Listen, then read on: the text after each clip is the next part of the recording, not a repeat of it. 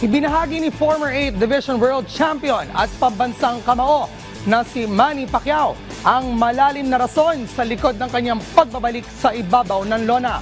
Si Paulo Salamatin ng PTV Sports sa detalye. Rise and shine, Paulo.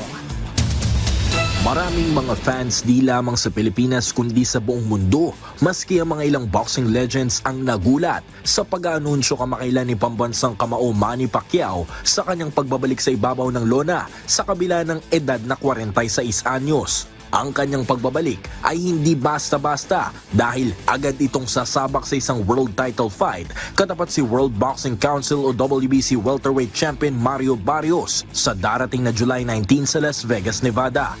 Taong 2021 pa huling lumaban bilang professional boxer si Pacquiao kung saan natalo siya sa kamay ni Yordenis Ugas at di kalaunay inanunsyo ang kanyang pagre-retiro sa nasabing sport. Nakitaan pa si Pacquiao nitong mga nakalipas sa taon sa mga ilang exhibition fights katapat sina DKU at Rukia Anpo noong 2022 at 2024. Pero binuhay lang pala nito ang kanyang diwa upang sumabak sa mas mataas na level ng kompetisyon at akuin ang titulo ngayong taon. Sa naganap na press conference ng laban ng Pacquiao Barrios kamakailan, ibinahagi ni Pacquiao ang pinangahawakang rason kung bakit napagpasya nitong buhayin ng kanyang professional boxing career. Boxing is always my passion and I miss boxing for how many years? For years I stopped boxing.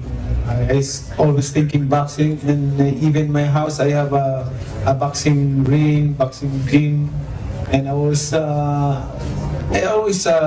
work out every day. Sa kabila ng labanan sa pagitan ng dalawang magkaibang henerasyon, ibinahagi ni Pacquiao na asahan na sasabak siyang preparado kontra sa mas batang si Barrios.